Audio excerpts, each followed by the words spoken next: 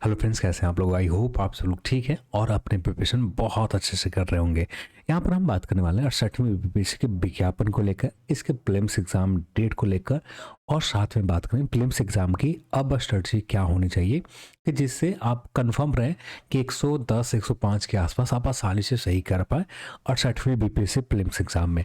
यहाँ पर बहुत कुछ बदल रहा है, पर जो मेन कोर्स सिलेबस है सेम का सेम रहेगा और यहाँ पर सिलेबस में कोई ज़्यादा बदलाव नहीं होने जा रहे हैं। और जो प्रीलिम्स एग्ज़ाम आपके सामने है, ये पहले एग्ज़ाम जो होने जा रहे थे 8 जनवरी 2023 को एग्ज़ाम कंडक्ट करवाए जाने थे।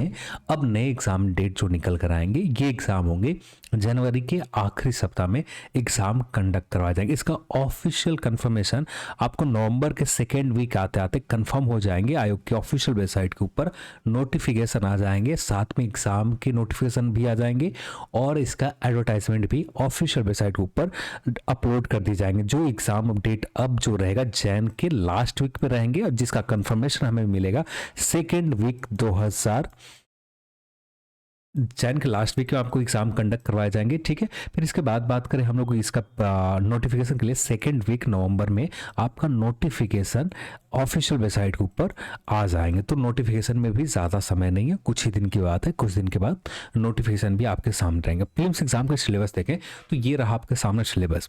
और यहाँ पर सबसे पहले जो प्रिपरेशन करना स्टार्ट करते हैं तो यहाँ पर जो नए कैंडिडेट हैं या पुराने कैंडिडेट है, तो बस मैं स्टार्टिंग में ये करना चाहूँगा कि आप कोशिश ये करें कि सारे सब्जेक्ट को वेटेज बराबर है, किसी भी सब्जेक्ट का वेटेज कम नहीं है। जितना आप हिस्ट्री के ऊपर ध्यान दे रहे हैं उतना ही आपको ज्योग्राफी पर भी ध्यान देना होगा। जितना बिहार हिस्ट्री पढ़ रहे हैं उतना इंडियन हिस्ट्री भी आपको पढ़ने होंगे। यानी सारे सब्जेक्ट इक्वल हैं, सारे के सारे। ज़्यादातर ये करते हैं कि करंट अफेयर किसी बीपीएससी प्रीलिम्स एग्जाम में ज़्यादा पूछ दिए गए तो लोग करंट अफेयर के पीछे भागने लगते हैं, बाकी जो सब्जेक्ट है यहाँ पर वीक होने लगते हैं। तो यहाँ पर पहला काम यही करना है कि सारे सब्जेक्ट को अपना इक्वल समझना है कि हमें सारे सब्जेक्ट के ऊपर बराबर मेहनत करनी है। हाँ, थोड़े बहुत कम आप मेहनत कर सकते हैं जो आप मैथ्स के ऊपर कम कर सकते हैं, पर मैथ्स जो आपको 10 प्रश्न जो पूछे जाते हैं, यदि आप ये 10 क्वेश्चन बेसिक अर्थमेटिक आप पढ़ कर चले जाते हैं, बहुत आसानी से आपका 10 क्वेश्चन आपके पास होंगे, 10 मार्क्स आपके पास होंगे। ये 10 मार्क्स आपको एजेस दिला जाते हैं। यानी आपने 102 103 के आसपास सही किया, 10 मैथ सही किया, कुछ और नेगेटिव चले गए, तो उस कंडीशन में भी आप सिक्योर रहते हैं कि 100 के आसपास तो मेरा सही है ही। तो यहाँ पर मैथ बहुत ज़्यादा इंपॉर्टेंट है।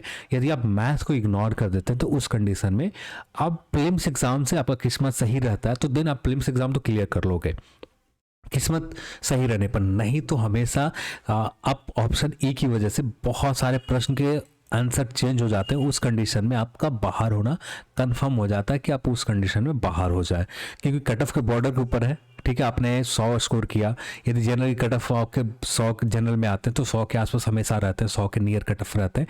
तो यहाँ पर कट ऑफ बॉर्डर के ऊपर है, थोड़े बहुत भी क्वेश्चन में चेंजेस कर दिए गए, आंसर की में चेंजेस हो गए, तो उस कंडीशन में आप बाहर हो जाते। इससे बचने के लिए आपको 10 मैथ बनाने होंगे, नहीं बनाते तो आपके फेवर में ये एग्ज़ाम नहीं रहेगा। तो 10 मैथ आपको प्रिपरेशन साथ में लेकर चलने होंगे। अब यहाँ पर क्योंकि हमारे पास जो एग्ज़ाम डेट है जनवरी के लास्ट वीक में एग्ज़ाम लिए जाने, तो अब यहाँ पर हमें दोनों एग्ज़ाम के साथ में प्रिपरेशन करने चाहिए या पहले प्रीलिम्स एग्ज़ाम देख लेते हैं, प्रीलिम्स एग्ज़ाम हो जाता है उसके बाद मेंस एग्ज़ाम में लेंगे। तो मैं यहाँ पर सजेस्ट करना चाहूँगा कि आप पहले जो को आप फोकस करें प्रीलिम्स एग्जाम, और साथ में वीक में 2 दिन आप ऐसा दिन आप फिक्स कर लें कि कुछ नोट्स बनाएंगे। जो भी हो, आप जीएस पेपर 1 के नोट्स बनाना स्टार्ट करें तो जीएस पेपर 1 का आप नोट्स बनाना, कुछ टॉपिक आप ले लें। जीएस पेपर 3 सेगमेंट में बटा हुआ है, तो जिनमें से एक सेगमेंट आप कंप्लीट कर ले 1 महीने में। जनवरी आते आते लगभग आपका जीएस पेपर 1 पूरी तरह से कंप्लीट हो जाएंगे नोट। तो आपका एक काम तो कंप्लीट हो गया, जीएस पेपर 1 का नोट्स भी कंप्लीट हो गए। कुछ क्वेश्चन आप वीक में एक प्रश्न को भी प्रैक्टिस करते हैं, तो ये आपको बहुत हेल्पफुल होगा। जब मेंस एग्जाम अनाउंसमेंट हो जाएंगे तो उसके बाद आपके पास प्रेशर बहुत ज़्यादा कम होंगे, क्योंकि आपने जीएस पेपर 1 पूरी तरह से सिलेबस का नोट्स भी बना रखा है और साथ में आपके पास कुछ क्वेश्चन के प्रैक्टिस भी आपके साथ है। तो यहाँ पर कोई दिक्कत नहीं आएगी। तो मैं यही सजेस्ट करना चाहूँगा, जो लोग नए कैंडिडेट हैं उनको प्रीलिम्स एग्जाम के साथ साथ मेंस एग्जाम के भी प्रिपरेशन अब भी से ही करने होंगे। आप वो पहले वाली बात नहीं रह गई कि पहले आप प्रीलिम्स एग्जाम क्लियर कर लो तो आपके पास कम से कम 6 से 7 महीने मिल जाते थे। अब आप खुद देख रहे हो कि प्रीलिम्स एग्जाम के नवंबर में रिजल्ट आने वाले हैं, ठीक है, 10 नवंबर के आसपास रिजल्ट आ जाएंगे 67वीं बीपीएससी के। और जब रिजल्ट आ जाएंगे, ठीक रिजल्ट आने के बाद दिसंबर के किसी भी दिन एग्जाम ले ली जाएंगे। दिसंबर में कौन सा डेट है ये आप देख सकते हैं, ये 67 के मेंस एग्जाम जो है दिसंबर में, मिड दिसंबर 19 दिसंबर के आसपास मेंस एग्जाम भी कंडक्ट करवा लिए जाएंगे। तो जो आप देख रहे हैं कि एग्जाम डेट मिड दिसंबर है और यहाँ पर ज़्यादा समय नहीं मिल रहा, लास्ट वीक दिसंबर है, यहाँ पर आप देख सकते हैं लास्ट वीक दिसंबर में मेंस एग्जाम ले लिए जा रहे हैं। तो समय ज़्यादा नहीं मिल रहा है और उतना कम समय में आपको नोट्स तैयार करने में समय लग जाते हैं। और यहाँ पर हमारे पास समय कम से कम काफ़ी होना चाहिए, जिससे आप पहले से आपका नोट्स प्रिपेयर है, जीएस पेपर 1 कंप्लीट है, जीएस पेपर 2 कंप्लीट है, ऑप्शनल का पूरी तरह से कंप्लीट नहीं है, कम से कम आप नोट्स भी बना रखें। तो सिर्फ हमें प्रैक्टिस की ज़रूरत पड़ेगी। जब मेंस के एग्ज़ाम में डेट अनाउंस हो जाएंगे तो हमें 2 मंथ प्रैक्टिस के ऊपर ध्यान देने होंगे। तो वैसे कंडीशन में आपके फेवर में रहेगा मेंस एग्ज़ाम। तो हमें दोनों एग्ज़ाम को साथ में लेकर चलना है। बहुत सारे लोग ये गलती करते हैं, उनमें से मैं खुद भी हूँ वही गलती करने वाले में से। तो अब कुछ बदल नहीं सकता क्योंकि अब गलती हो चुके हैं। अब जो भी होंगे अब आगे के चलकर सही किए जा सकते हैं, पर अब भी सही करने के समय भी नहीं है कि अभी सही किया जा सके। ये तो हो गए, आपको प्रीलिम्स और मेंस एग्जाम साथ में लेकर चलना चाहिए या अलग अलग लेकर चलना चाहिए, ये तो आपको क्लियर हो गए होंगे। तो मैं यही सजेस्ट करूंगा, ठीक है, दोनों साथ में प्रिपरेशन करें आप। अब आते हैं यहाँ पर हम लोग प्रीलिम्स एग्जाम के प्रिपरेशन। तो यहाँ पर कुछ बदलाव हो रहे हैं, ये कंफर्म है कि बदलाव होंगे। बस ये जो आपका स्टार सिस्टम एक रखा गया था कि 50 क्वेश्चन के ऊपर स्टार लगे रहेंगे, उसके ऊपर आपको नेगेटिव 2 मार्क्स दिए जाएंगे और नेगेटिव मार्किंग भी रहेगा। तो ये कंफर्म नहीं है कि आपको कौन सा सिस्टम यहाँ पर लाया जा रहा है या सारे प्रश्न के ऊपर नेगेटिव मार्किंग लाए जा रहे हैं। जो कंफर्मेशन होगा नवंबर के सेकेंड वीक में आपको कंफर्म हो जाएंगे कि सेकेंड वीक विज्ञापन आएंगे और उसी समय आपका ये भी कंफर्म हो जाएगा कि 68वीं बीपीएससी में किस तरह का सिलेबस में चेंजेस किए जा रहे हैं। तो अभी के लिए तो आप मान के चलो कि नेगेटिव मार्किंग कंफर्म है कि नेगेटिव मार्किंग रहेंगे ही रहेंगे। अब यहाँ पर ये डिसएडवांटेज भी है और सही भी है। सही इसलिए है ना कि जो लोग ये मान के चलते थे कि भैया हमें सारे के सारे प्रश्न अटेम्प्ट लेने, अब वो संभल कर अटेम्प्ट लेंगे और यहाँ पर उन सभी कैंडिडेट के लिए जो थोड़े बहुत तुक्का लगा के काम चला देते थे, अब उनको मेहनत करनी पड़ेगी। तो जो सही भी है और फेवर में भी रहेंगे। तो नेगेटिव मार्किंग कंफर्म है कि नेगेटिव मार्किंग आ रहे हैं। तो यहाँ पर टोटल आपको 150 प्रश्न है और ये नंबर ऑफ कितने मार्क्स होंगे ये आगे चलकर कंफर्म होगा। पर पहले जो रहते थे आपको 150 प्रश्न है, 150 मार्क्स के रहेंगे और ऐसा कहा जा रहा है कि अब ये 200 मार्क्स के हो जाएंगे। पर अभी तक ये ऑफिशियल कंफर्म नहीं है कि आपका 200 मार्क्स के हो ही जाएंगे। तो हमारे पास अभी मान के चलते हैं कि 150 मार्क्स की ही है, कुछ चेंजेस होंगे जो आगे चलकर पता चलेंगे, ठीक है। तो यहाँ पर आपके ये हो गए।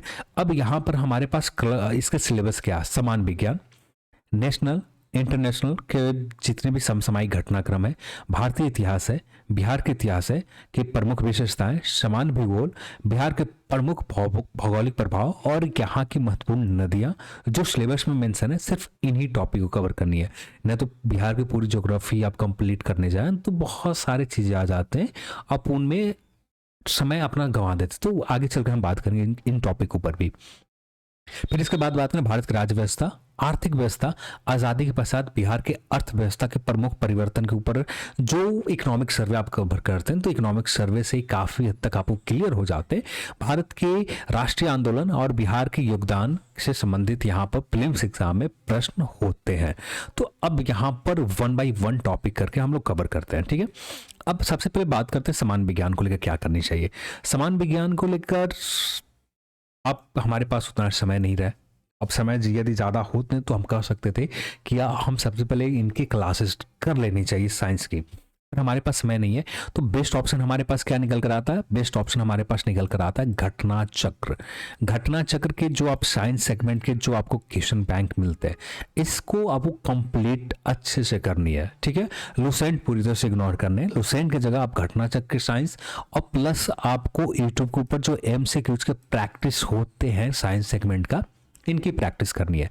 फिजिक्स के ऊपर कुछ फेवरेट चैप्टर है जैसे यूनिट एंड डायमेंशन, बीपीएससी के हमेशा एक प्रश्न रहते ही रहते हैं, फिर इलेक्ट्रिसिटी से हमेशा एक प्रश्न रहते हैं। तो ये कुछ फेवरेट चैप्टर है। तो साइंस कुछ जो फेवरेट चैप्टर है फिजिक्स में, बायो के कुछ फेवरेट चैप्टर है, जैसे प्लांट हो गए, फाइलम हो गए, ये फेवरेट है। फिर ह्यूमन डिजीज से रिलेटेड प्रश्न पूछ दिए जाते हैं। तो ये फेवरेट चैप्टर है। तो हमें कवर करनी है साइंस के सभी सेगमेंट का, जो आपको घटना चक्र में जितने भी सब्जेक्ट, जितने भी टॉपिक मेंशन किए गए, इन सभी टॉपिक को कवर करनी है। पर मेन फोकस हमें ज़्यादातर हमें एक से कई बार रिवीजन करने की जरूरत पड़ेगी। यूनिट एंड डायमेंशन, इलेक्ट्रिसिटी, ये चैप्टर ऐसे हैं, और बायो का plant, phylum and human disease, ये ऐसा चैप्टर है कि जहाँ से जहाँ लगभग काफ़ी प्रश्न पूछे जाते हैं और बहुत अच्छे खासे प्रश्न आते हैं। तो इन चैप्टर को हमें ज़्यादा अच्छा करना है। और ये फिक्स नहीं है कि हमेशा आपको 30 प्रश्न रहेंगे ही रहेंगे, कभी कभी ये बदलते रहते। तो ये हमें मानकर चलना है कि हमें इतना इस लेवल में सारे टॉपिक को इतने कवर कर लेने कि किसी भी तरह का चेंजेस किए जाएं प्रीलिम्स एग्जाम के सिलेबस में, क्वेश्चन पूछने के पैटर्न में, इस सारे पैटर्न को आप आसानी से एग्जाम हॉल में हैंडल कर पाए। तो इन चीज़ों को आपको ख्याल रखनी है। तो जनरल साइंस के लिए हमें घटना चक्र प्लस यूट्यूब के एमसीक्यूज प्रैक्टिस करनी है। प्रैक्टिस सेट आप ना भी लगाते हैं साइंस सेगमेंट का तो काम चल जाएगा। हाँ, प्रीवियस ईयर का क्वेश्चन जरूर लगाए। प्रीवियस ईयर का साइंस सेगमेंट का प्रश्न आप एक बार लगा लेते हैं तो काफ़ी हद तक आपका सारा डाउट क्लियर हो जाता है। तो ये हमें लेकर चलना पड़ेगा। फिर इसके बाद बात करें करंट अफेयर के लिए। करंट अफेयर बहुत सारे लोग अपने अपने हिसाब से बातें करते, तो मैं यही सजेस्ट करना चाहूँगा, और जो बहुत हद तक कारगर भी है। आप एक बार प्रिपरेशन इस लेवल पर कर आप देखो, काफ़ी कारगर रहेंगे। हमें जो डेली करंट अफेयर पढ़ने की आदत हो गई है, क्योंकि यूट्यूब के ऊपर बहुत आसानी से एक्सेस में है, हज़ारों लेक्चर हैं, हज़ारों अच्छे अच्छे टीचर के लेक्चर हैं, तो हम इग्नोर नहीं कर पाते हैं। तो सबसे पहले तो हमें इन्हीं को इग्नोर करना है, पूरी तरह से 100% इग्नोर करना है इनको, तब जाकर हमारा काम बन पाएगा। और सबसे बेस्ट ऑप्शन जो है आपका, आप मंथली जो इन्हीं टीचर का आपको लेक्चर मिल जाएंगे, जो मंथ के 300 250 इतने एमसीक्यूज का प्रैक्टिस करवाते हैं। 300 या 250 के आसपास आप मंथली एमसीक्यूज लगा लेते हैं, इनकी प्रैक्टिस कर लेते हैं, तो काफ़ी हद तक आपके पास इतने करंट अफेयर के आपके पास हो जाएंगे कि जो प्रीलिम्स एग्जाम में जितने करंट अफेयर पूछे जाते हैं, सारे प्रश्न को आसानी से हैंडल कर सकते हैं, आसानी से सारे प्रश्न को अटेम्प्ट ले सकते हैं। तो ये हो गए आपका प्रीलिम्स एग्जाम के करंट अफेयर के लिए। प्लस में आप प्रतियोगिता दर्पण के आप एक लेते या किसी भी पब्लिकेशन के आप मंथली मैगजीन ले लेते हैं, या ऑनलाइन जो भी मंथली मैगजीन बीपीएससी के प्रीलिम्स एग्जाम के लिए हमारे पास अवेलेबल है, जो इंटरनेट के ऊपर अवेलेबल है, यदि उन करंट अफेयर को भी कर लेते हैं, जो भी आपके पास आसानी से एक्सेस में, चाहे फ्री में मिले या जो पैसे से मिले, जो आप एक्सेस करना चाहें, आपके पास सब कुछ आसानी से एक्सेस मिल जाता है। और उनका करंट अफेयर के आप लेक्चर देख लेते हैं या पीडीएफ पढ़ लेते हैं, काफ़ी हद तक हमारा करंट अफेयर कवर हो जाते हैं। नहीं तो ज़्यादातर लोग को देखते हैं कि हम लोग जो डेली करंट अफेयर कर रहे हैं, ये तो हो ही रहा है, प्लस में आप 300 एमसीक्यूज भी देख रहे हैं, प्लस में हम किसी पब मैगजीन के ऊपर भी ध्यान दे रहे हैं, तो हमारा पास जो सारी एनर्जी है ये करंट अफेयर में चली जाती है। अब ये ऐसा हमें नहीं करना है। हमें हमेशा ख्याल रखना है कि करंट अफेयर में हम उतना ही ध्यान दें जितनी ज़रूरत है, ज़रूरत से ज़्यादा नहीं ध्यान देनी है। हाँ, पता है हमें ये इंपॉर्टेंट सेगमेंट है, यहाँ से लगभग 30 क्वेश्चन रहते ही रहते हैं, पर 30 क्वेश्चन रहते हैं, पर हमें बाकी और सेगमेंट से भी 30 क्वेश्चन के आसपास रहते हैं, हिस्ट्री से भी 15 से 20 क्वेश्चन के आसपास रहते हैं, ज्योग्राफी से भी 20 के अप्रॉक्स क्वेश्चन रहते हैं। तो उन सेगमेंट के ऊपर भी हमें बराबर ध्यान देनी है। तो इसलिए करंट अफेयर के ऊपर थोड़ा स्मार्ट तरीके से अपनी प्रिपरेशन की स्ट्रेटजी को आगे बढ़ानी है। तो यहाँ पर आप काफ़ी हद तक आप करंट अफेयर के लिए कर लेंगे। और यहाँ पर एक सेगमेंट आप कभी भी मत भूलना, वो भी बजट और इकोनॉमिक सर्वे। बजट, बिहार का बजट और बिहार का economic survey, Indian economic survey और इंडियन बजट, ये ऐसा सेगमेंट है हमेशा 2 क्वेश्चन बिहार और दोनों मिलाकर लगभग 4 से 5 क्वेश्चन हमेशा रहते हैं, और छोटे छोटे डेटा के ऊपर रहते हैं। पूरी तरह से फैक्ट आपको याद है तो ठीक है, नहीं याद है तो आप गलत कर आएंगे, या आपका सही रहा तो तुक्का सही लग गए, नहीं तो गलत हमेशा होते ही है। तो यहाँ पर इन 2 सब्जेक्ट, इन 2 टॉपिक को बहुत अच्छे से कवर करनी है। एग्जाम आते आते कम से कम बजट एंड इकोनॉमिक सर्वे 3 बार हो जानी चाहिए, 3 बार मिनिमम होना चाहिए, मैक्सिमम कम से कम इसे 6 बार लेकर जानी है। क्योंकि हमारे पास समय बहुत है, क्योंकि जनवरी के लास्ट वीक में एग्जाम है, तो 6 बार हम कर लेते हैं बजट और इकोनॉमिक सर्वे। तो किसी भी तरह का एक भी प्रश्न गलत ये सेगमेंट से तो नहीं होने जा रहे हैं। तो यहाँ पर अभी से समय को डिस्ट्रीब्यूट करते हैं, देन जाकर ये बजट और इकोनॉमिक सर्वे एग्जाम आते थे काफ़ी हद तक हो जाएंगे। अब बात करते हैं भारतीय इतिहास। तो भारतीय इतिहास से बात करें तो बहुत पढ़ने के लिए यहाँ पर। और प्रीलिम्स एग्जाम के जो सेगमेंट देखें, प्रीलिम्स एग्जाम में पूरी की पूरी चेंज होती जा रही है लगातार। अब यहाँ पर जो ट्रेडिशनल तरीके से लोग पढ़ते आ रहे थे कि मॉडर्न हिस्ट्री उठाया, तो कंप्लीट मॉडर्न हिस्ट्री के ऊपर पूरी तरह से फोकस किया और इसका जो एक ऑथेंटिक बुक है इसे सबसे पहले प्रिपेयर किया, फिर उसके बाद घटनाचक्र प्रिपेयर किया। ऐसा नहीं करना है, हमें प्रीलिम्स एग्जाम में रिजल्ट चाहिए, तो उसके लिए सबसे बेस्ट ऑप्शन है, क्योंकि आप बीपीएससी मेंस एग्जाम के लिए यदि आपका हिस्ट्री ऑप्शनल है तब पढ़ने में आपका काम भी आने वाला है। यदि ऑप्शनल है ही नहीं हिस्ट्री, तो हमें ज़्यादा उतना इसमें एनर्जी देने की ज़रूरत नहीं है, क्योंकि आप बीपीएससी के जितने भी पुराने एग्जाम के क्वेश्चन एक बार देखेंगे तो पूरी की पूरी फैक्चुअल प्रश्न पूछे जाते हैं। एक भी ऐसा प्रश्न नहीं होगा जो कॉन्सेप्चुअल हो, तो पूरी की पूरी फैक्ट होते हैं।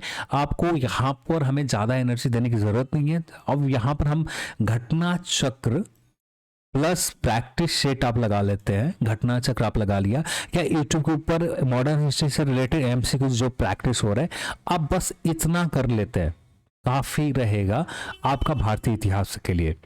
हाँ, एक बार आपको पढ़ने पड़ेंगे, एक बार पढ़ लेते हैं तो कम से कम कुछ अच्छे लेवल के भी प्रश्न आते हैं, उसे भी डील कर सकते हैं। हाँ, इससे ज़्यादा हमें बेस्ट एनर्जी देनी है बिहार हिस्ट्री के ऊपर, बिहार ज्योग्राफी के ऊपर। ठीक है, बिहार हिस्ट्री जो तीनों सेगमेंट हो, चाहे एंसेंट हो, मिडाइवल हो या मॉडर्न हिस्ट्री हो, तीनों सेगमेंट के ऊपर बिहार के ऊपर ज़्यादा फोकस करनी है।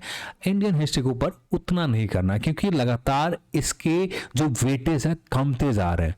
जो वेटेज पहले होते थे वैसा वेटेज नहीं रह रहा है। ज़्यादातर वेटेज साइंस सेगमेंट का बढ़ रहे हैं, ज्योग्राफी के बढ़ रहे हैं, आपका करंट अफेयर बढ़ रहे हैं, पर ये जो हिस्ट्री सेगमेंट है यहाँ से हमेशा कुछ ना कुछ डिक्रीज हो रहा है। जो फैक्चुअल जो हमेशा पूछे जाने वाले प्रश्न है, वैसे ही प्रश्न यहाँ पर हिस्ट्री से पूछे जा रहे हैं।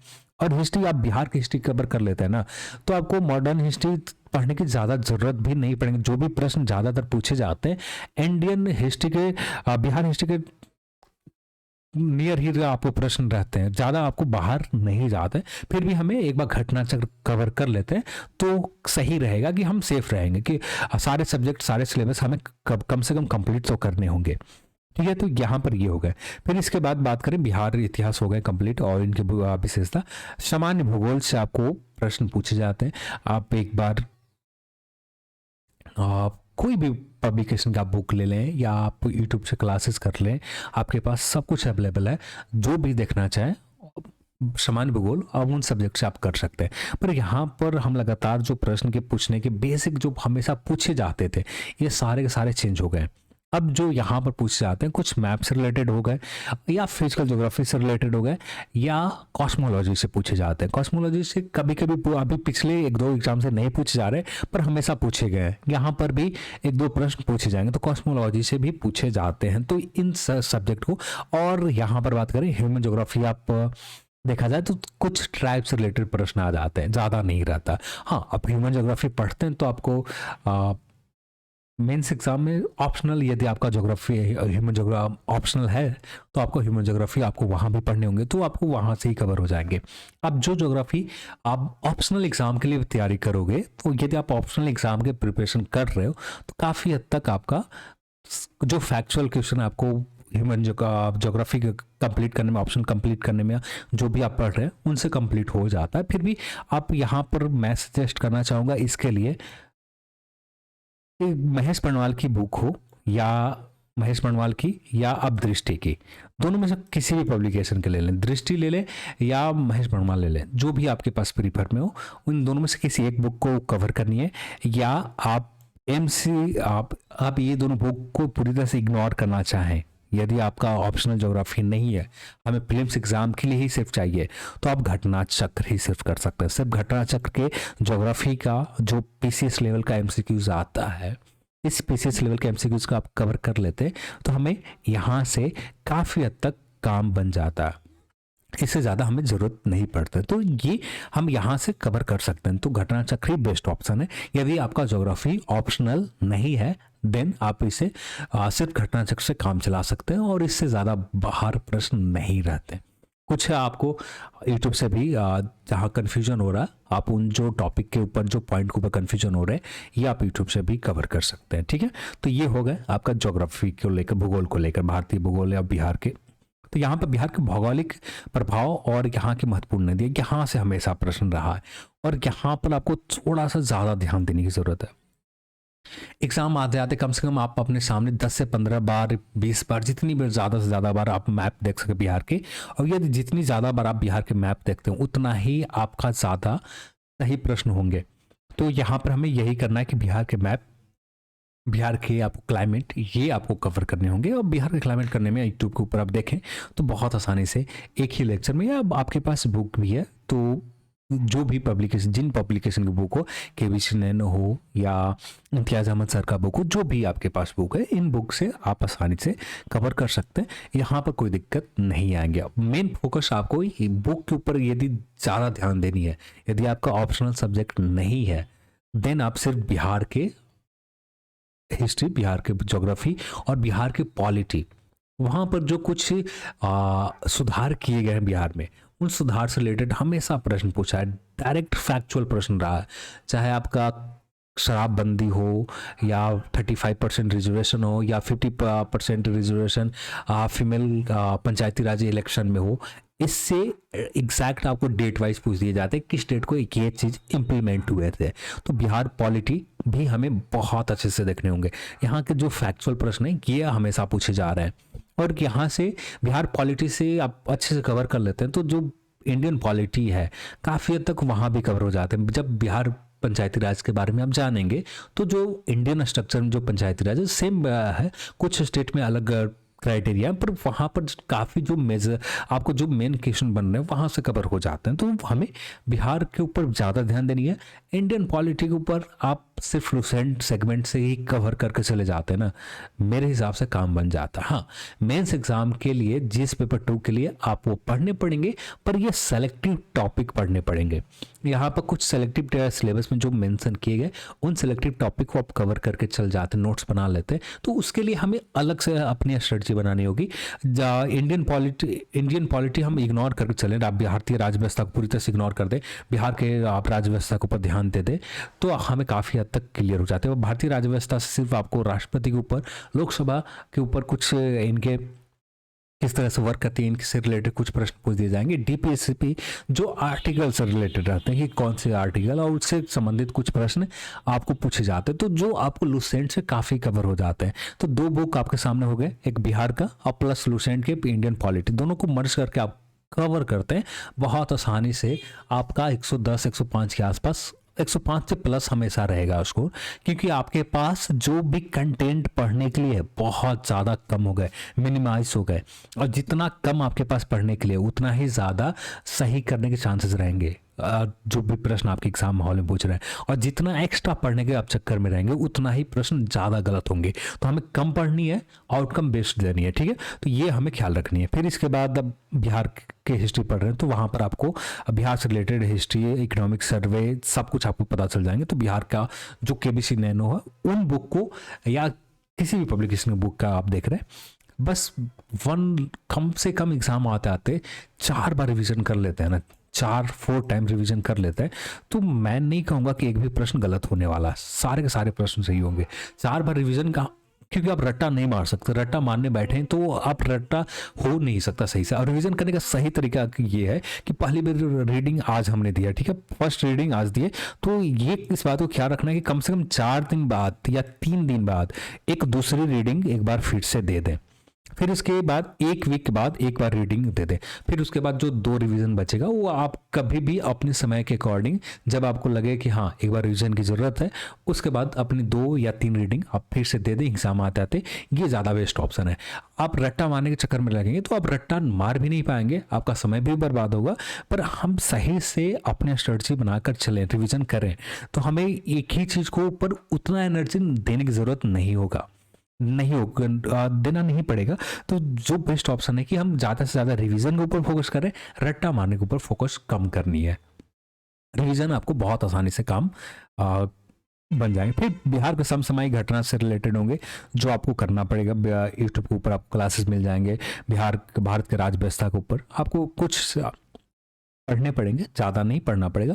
आप बिहार ज्योग्राफी पढ़ते हैं, बिहार पॉलिटिक्स पढ़ते हैं, तो उसके साथ साथ इंडियन पॉलिटिक्स के कुछ सब्जेक्ट टॉपिक को पढ़ लें जो हम लोग आगे कुछ देर पहले हम लोगों ने बात किया था। ठीक है, तो ये हो गया। आप फिर इसके बाद मैथ से रिलेटेड 5 से 10 क्वेश्चन होते हैं, कुछ एक दो इसमें रीजनिंग भी आ जाते हैं, पर ज़्यादातर मैथ्स ही रहते हैं। तो यहाँ से प्रश्न आपको पूछे जाते हैं। अब ये जो सेगमेंट है 10 क्वेश्चन मैथ, इसे हमें इग्नोर नहीं करना है। स्टार्टिंग में ही हम लोग इस टॉपिक के ऊपर बात किया था। तो ये हो गए आपको बीपीएससी। फिर इसके बाद आते हैं नंबर आपका मेंस एग्जाम का। तो मेंस एग्जाम अब भी से प्रिपरेशन करने हैं आप। कम से कम एग्जाम आता है समान अध्ययन 1 कंप्लीट हो जानी चाहिए आपकी सिलेबस। जैसे ही आप एग्जाम प्रीलिम्स एग्जाम दे दिया, श्योर हो गए कि हमारा 105 प्लस सही है, 100 प्लस सही है, तो वैसे ही हम लग जाएंगे जीएस पेपर 2 के प्रिपरेशन में। और जैसे रिजल्ट आ जाए, रिजल्ट आने के बाद हमें लग जानी है पेपर के ऑप्शनल के लिए, ऑप्शनल के पेपर नोट्स बनाने में, और प्लस इन पेपर को सामान्य अध्ययन पेपर 1, सामान्य अध्ययन पेपर 2 और प्लस ऑप्शनल के नोट कंप्लीट होती ही सिर्फ प्रैक्टिस के ऊपर आ जानी है, यानी ज़्यादा से ज़्यादा प्रैक्टिस करनी है। आप इस तरह से लेकर चलते हैं ना, तो फाइनल सिलेक्शन तक आपको कोई दिक्कत नहीं आने वाली। हाँ, थोड़ी बहुत गलती होंगे, आप गलती करेंगे, और जो गलती आप करेंगे आप खुद से सीखते भी जाएंगे। तो गलती होना कोई गलत नहीं है, बस आप गलती करें, कम से कम गलती हो तो सही। आप गलती भी ना करें तो उससे बेस्ट ऑप्शन है कि गलती करते रहना चाहिए। तो आपको गलती करने होंगे, और गलती जैसे जैसे करते जाएंगे वैसे वैसे आपको सुधार भी आते रहेंगे। तो इन चीज़ों को आपको ख्याल रखनी। तो ये था बीपीएससी के प्रिपरेशन किस तरह से हमें ध्यान रखनी है, इसके ऊपर हम लोगों ने आज बात किया। तो चलिए आज के इस वीडियो में इतना ही, और इस वीडियो को देखने के लिए आप सभी को बहुत बहुत धन्यवाद। जय हिंद।